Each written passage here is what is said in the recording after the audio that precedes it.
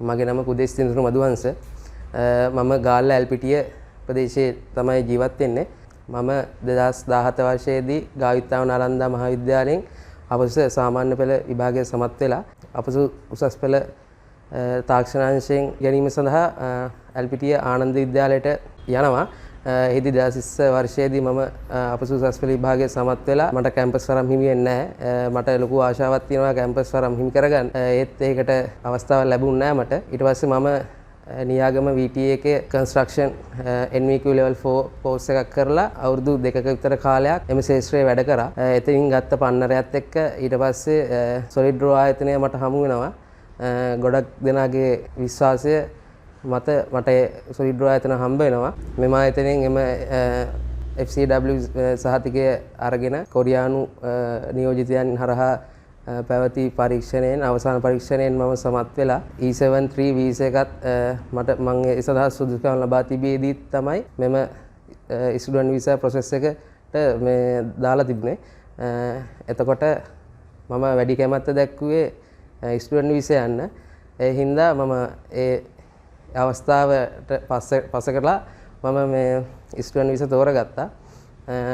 අද දින මට ඒ සඳහා සුසුකම් ලැබිලා තිනවා.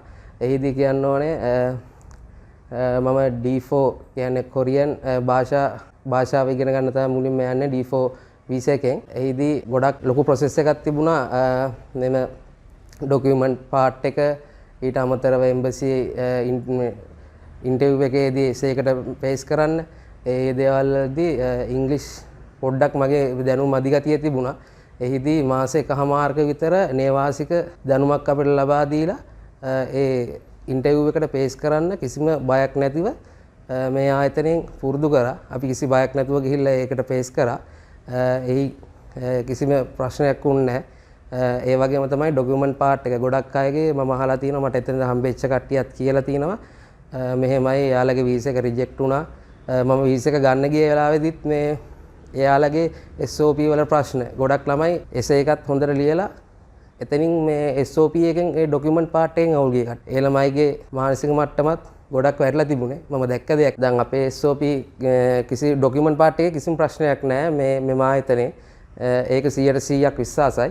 මම කියන්නේ ඔයාලා මේ වගේ ආයතනයක් තෝරගන්න. එතකොට කිසිම මේ ප්‍රශ්නයක් වෙන්නේ නැහැ. ඔයාලට පුළුවන් ඔයාලගේ සීනියර් සබෑ කරගන්න. ඒ වගේම තමයි නිවන් කල්හාර මහත්මයා ඇතුළුව මෙම solid draw ආයතනයේ සේක මණ්ඩලය මේ හිටිය මාස එකමාරට නේවාසික කඳවුර තිබිච්ච කාල සීමාවේදී අපිත් එක්ක මාර විදියට ෆ්‍රෙන්ඩ්ලි වෙලා එයාලා අපිත් එක්ක සහෝදරයෝ වගේම අපේ දේවල් හැම දෙයක්ම බලලා සමහරක් වෙලාවට අහන්නෙත් නැතුව කියන්නෙත් නැතුව අපේ දේවල් අපිට මාර විදියට කරලා දුන්නා.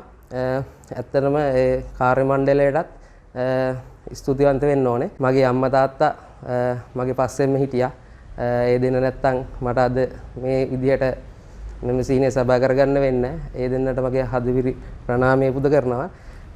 ඒ වගේම මට නන්නයුරින් සහයෝගය ලබා දුන් සියලු දෙනාට මම මේ අවස්ථාවේ ස්තුති කරන අවස්ථාවක් ලෙස ලබා ගන්නවා. ස්තුතියි.